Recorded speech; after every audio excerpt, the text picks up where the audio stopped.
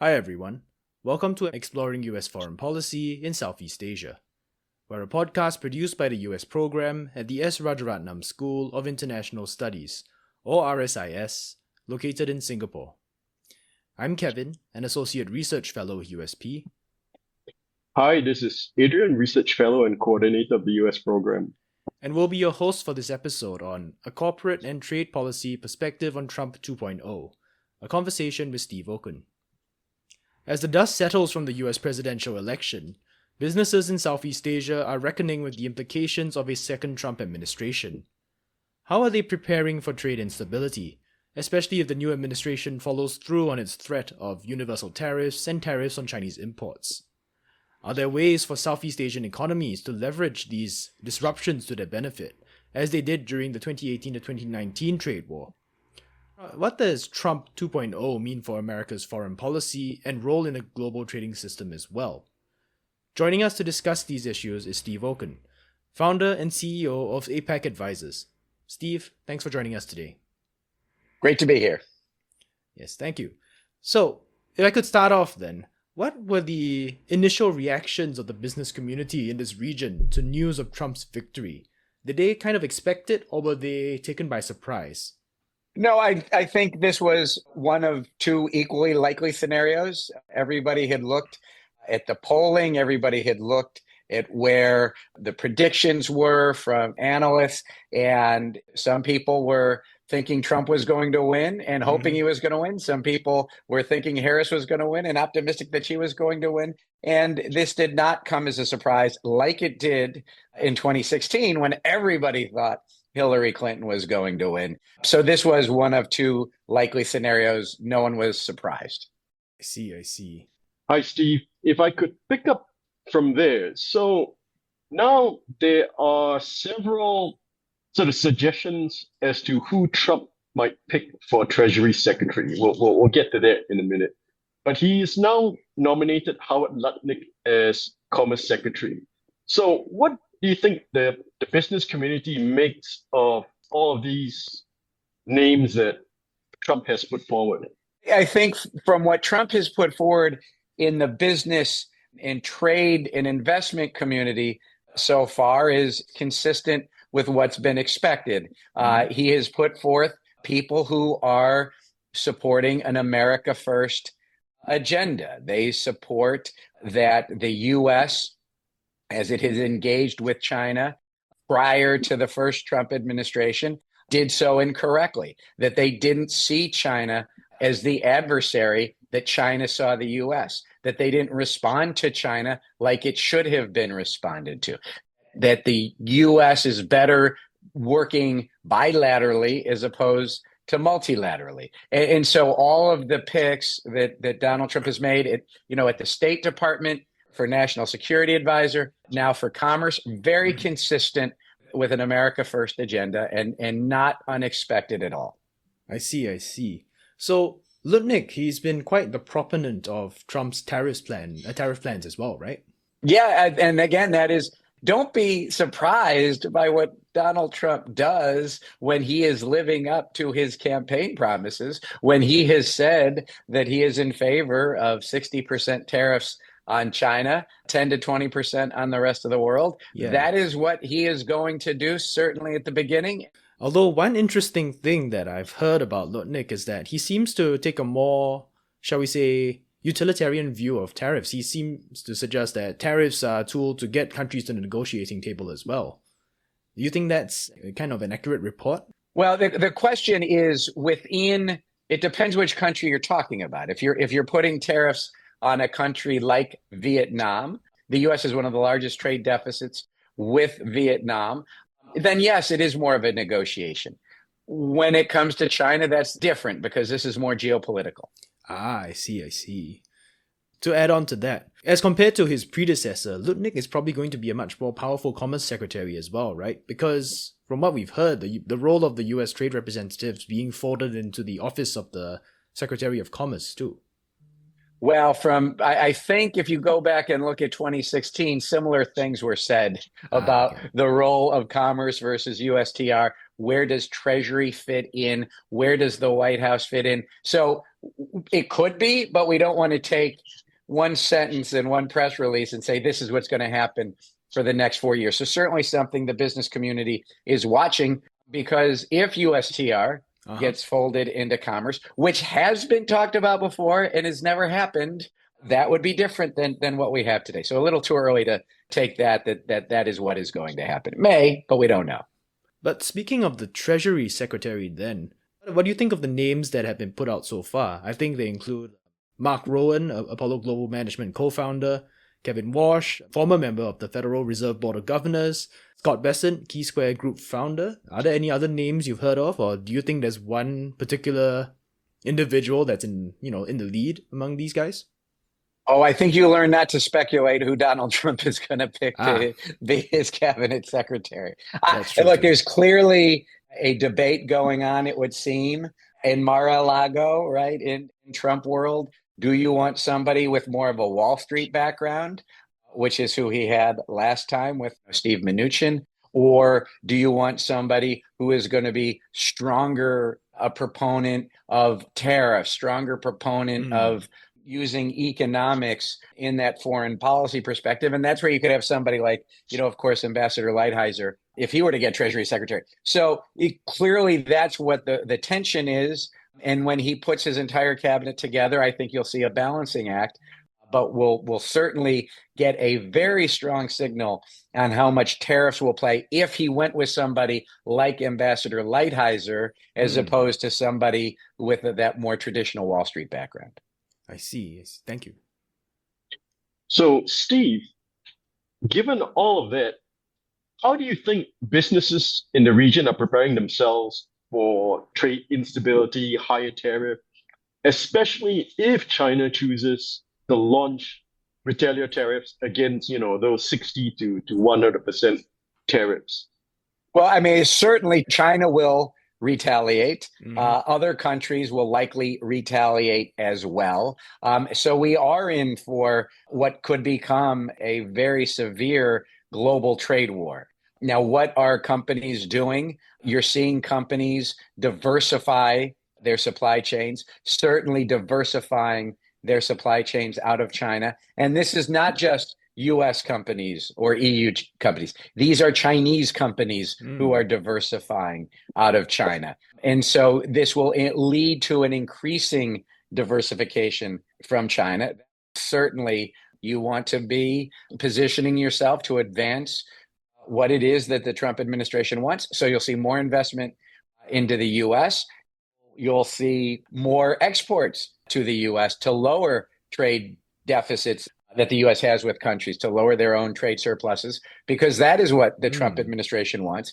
That does not mean this is going to be great for the global economy, but this is what you're going to see. So to follow up on what you mentioned about diversification, Steve, I was thinking in the first iteration of Trump's trade war with China, 2018 to 2019, a lot of Southeast Asian economies were able to leverage these trade tensions to attract investments. But how much more challenging do you think it's going to be now, especially since there seems to be rising scrutiny of Southeast Asia washing, for lack of a better word? Yes, I think as you get supply chains become China plus one, tariffs are going to become China plus one, investment restrictions are going to become China plus one.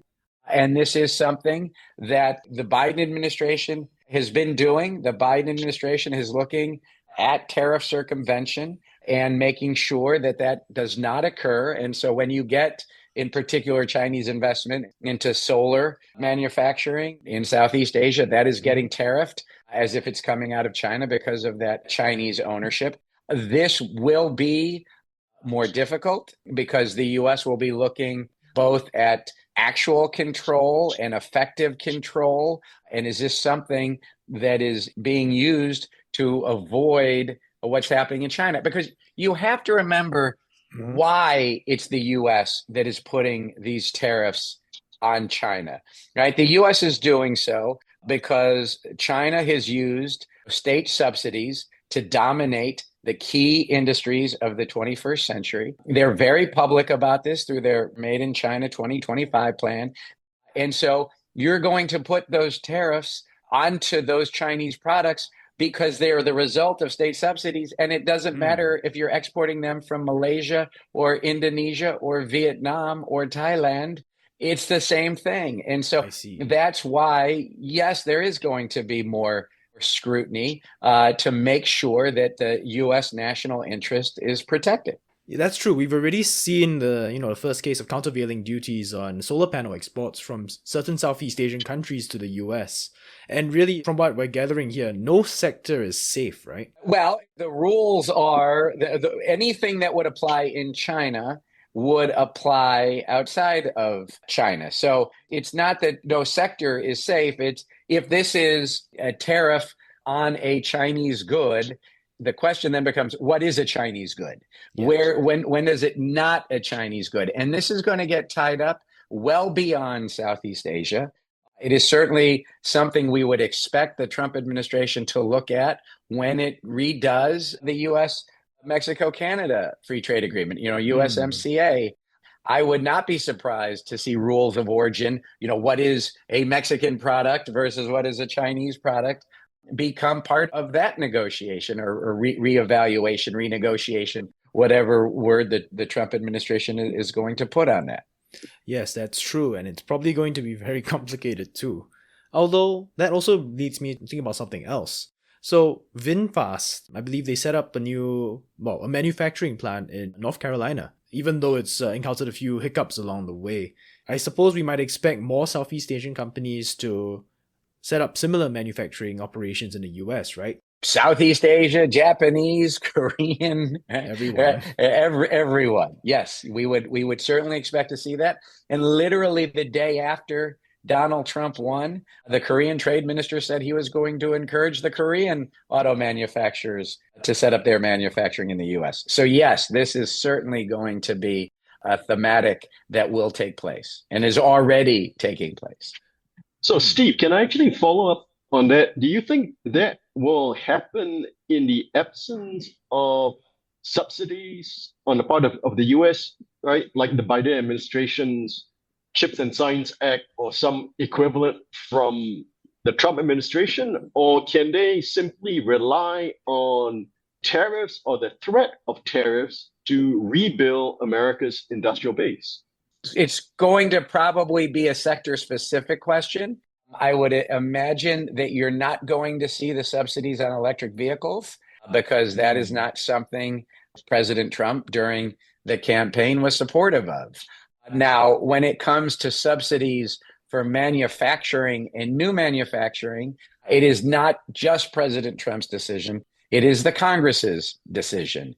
It is the Congress that would authorize these subsidies. And certainly when I met with members of Congress when I was in Washington last summer, both Republicans and Democrats, those Republicans and Democrats who I met with were very supportive of the subsidies that brought manufacturing to their congressional districts, which brought jobs to their congressional districts, which brought tax dollars, tax revenue to their congressional districts. So I think you're going to have to ask that question, Adrian, not blanket, but by sector, and electric vehicles would be the one that I would be the most skeptical of continuing. Manufacturing, I think, will continue. Actually, right, speaking of electric vehicles, what do you think the role of Musk might be in actually possibly dampening down the impact of tariffs or the rollback of globalization within the Trump administration? You have to ask yourself, I wouldn't use the question and say Musk, I would say Tesla. What is in Tesla's company's interest, right? Tesla is the leading, obviously, electric vehicle manufacturer in the United States by far. So who is it that the subsidies to electric vehicles helps? Does it help the dominant player, or does it help those companies that are trying to take on the dominant player? I could see an argument that ending subsidies to electric vehicles helps Tesla. So you have to ask yourself, is that going to play into it?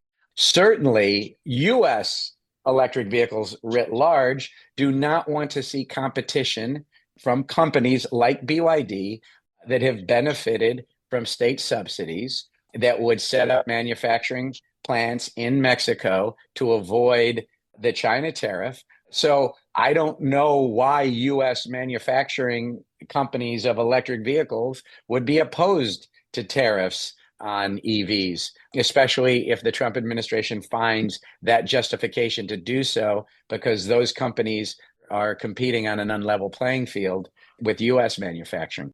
So I don't know that, yes, I mean, Elon Musk certainly has offered a great product, been a key builder of a sector, but from a business perspective, you could argue that it's in his interest that he doesn't. And so that will play out. But I think people who say, well, Elon Musk is going to automatically tamp down on climate change skepticism in the Trump administration is not looking at it from a business perspective. Thanks, Steve.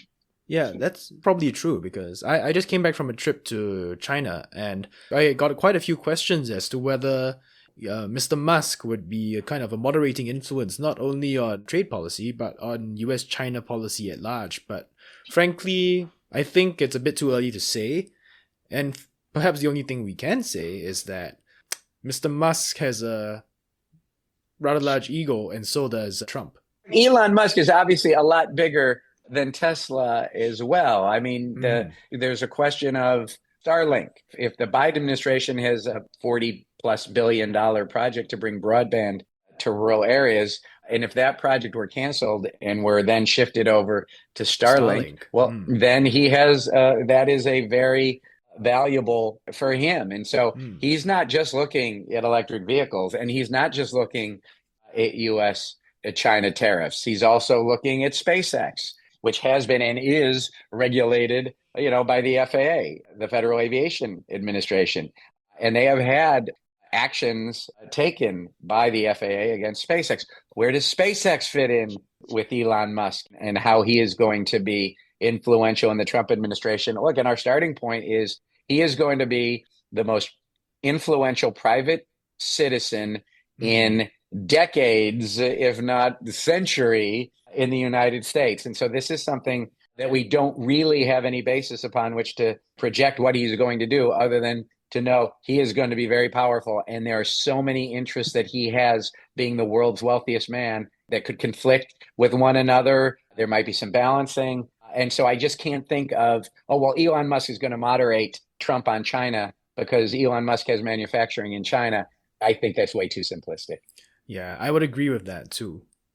That being said, though, perhaps you could change tack a little bit. I'm interested to know, what do businesses in the region realistically hope for in a second Trump administration, both in terms of foreign policy and trade policy?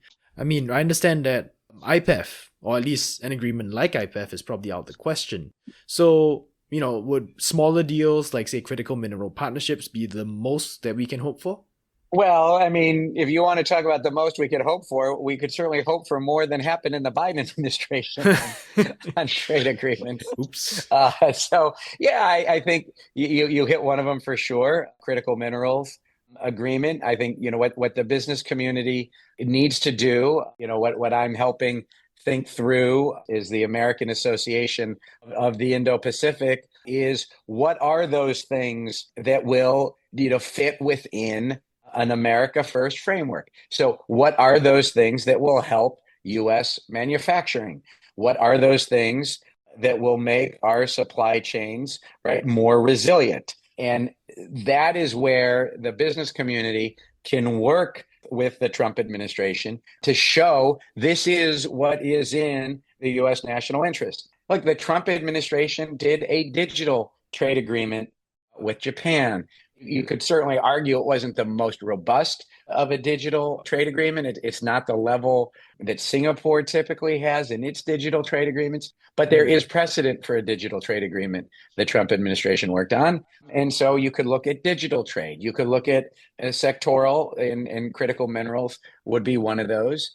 I don't know if a U.S.-Philippine FTA would be possible, but you would certainly argue that would be in the U.S. interest. The U.S. has free trade agreements with Australia, with Singapore, with South Korea, and arguably Japan or the Philippines would fit that model. And so that's not anything that's on anyone's radar screen anytime soon, but that doesn't mean that wouldn't fit within an America First approach. So that's what the business community is going to be looking at on the front end.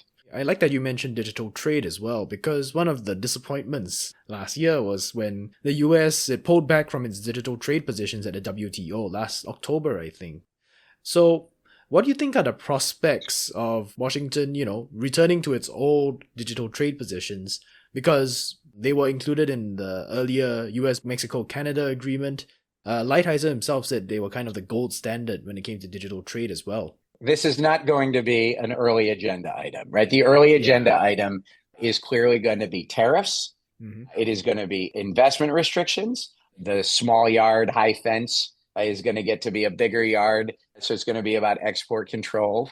Well, that's where the initial actions are going to be. Digital trade, if it comes up, would be later on down, but you want to start laying the framework for that. I think one of the things that's an interesting point, and I think Kevin, maybe you either, I can't remember Kevin or Adrian, you referenced it, is how do you determine what is a Chinese good at a Chinese, manufacturing, Chinese ownership as China diversifies out of China. And I think working to figure out what are the rules, what does it mean when a trade agreement or a restriction says there can be no nexus to China? What is a nexus to China? We need to know those things so we can comply with the laws. I think we're going to have a lot of discussion on that as well.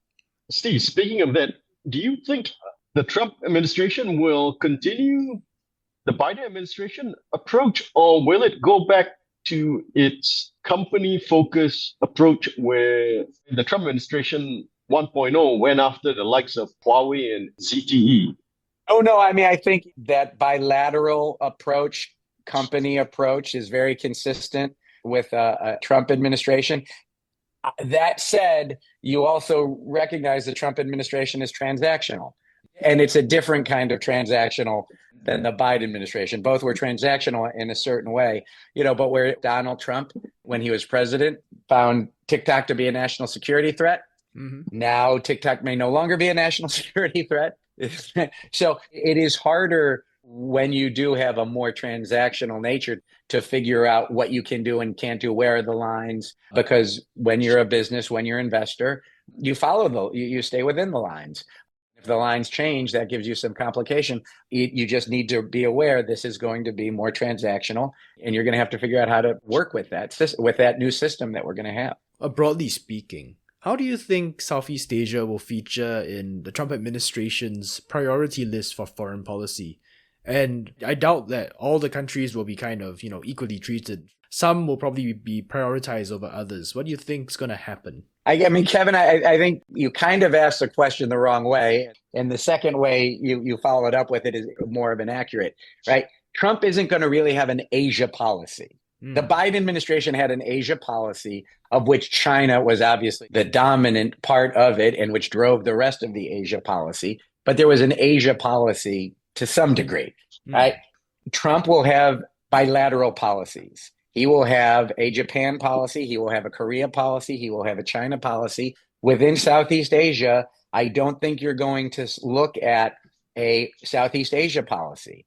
The Philippines is going to have its own policy. And that will probably be, for obvious reasons, from a security perspective, the most important bilateral relationship in Southeast Asia will be U.S.-Philippines.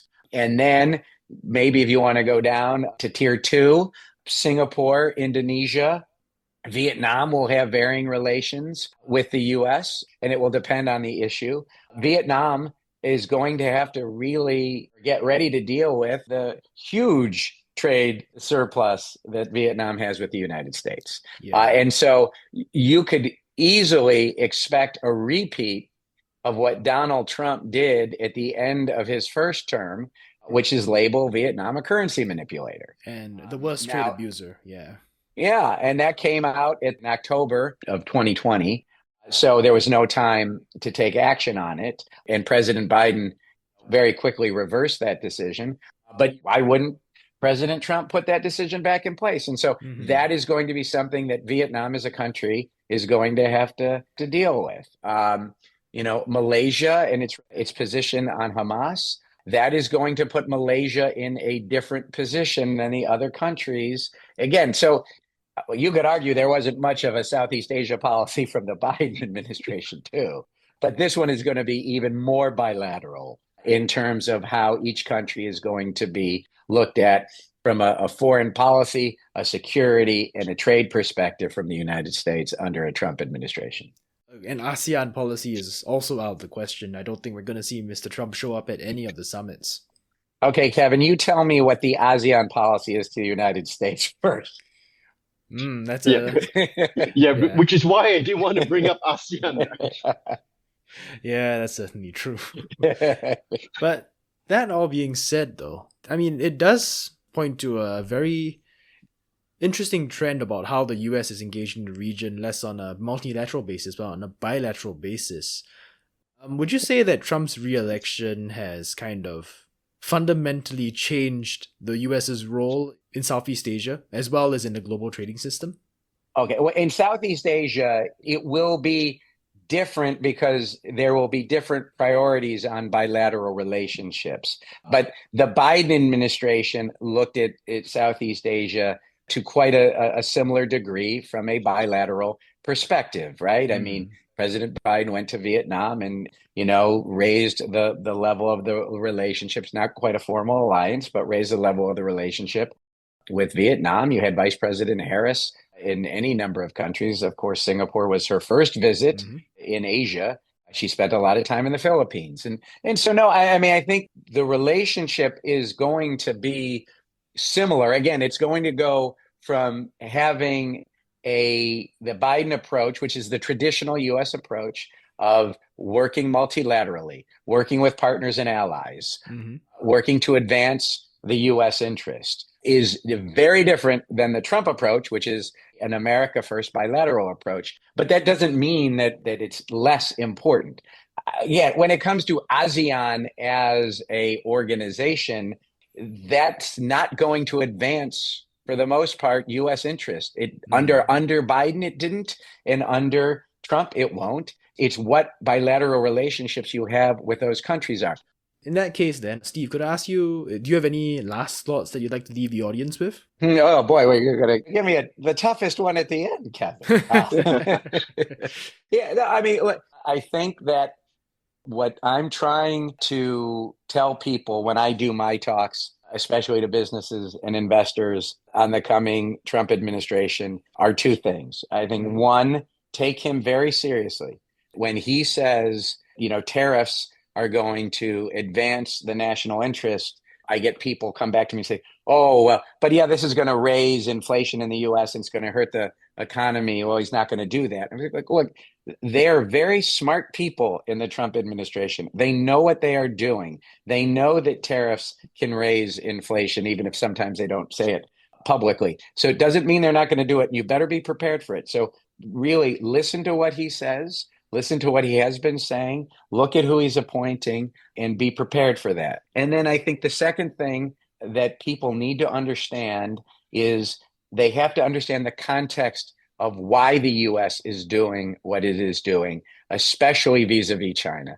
And you have to go back and look at what China actions have been over the last decade plus when it comes to subsidizing manufacturing, when it comes to not protecting intellectual property rights, when it comes to cyber theft, when it comes to forced technology transfers, when it comes to violating international law in the South China Sea, when it comes to not living up to international commitments. And you could be talking about the spirit or the letter of WTO commitments they've made to the United States, commitments they made about Hong Kong, and that the U.S. actions are being taken in this context. So you have to understand why the U.S. is doing what it's doing, why it is a bipartisan approach towards China, why 74% of all Americans believe China is a rival and not a partner. That is the context for what is happening. And you have to understand that. So when you say things like, Trump's doing this to get a deal and he just wants to get a deal. Okay, but what is the deal that he wants?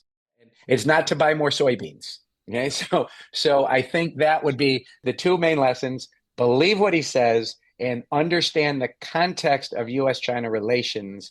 Thanks for your time, Steve, and thank you everyone for tuning in. We hope you enjoyed this episode. If there are any questions or topics that you'd like us to tackle in future episodes, feel free to reach out to us on social media or through email.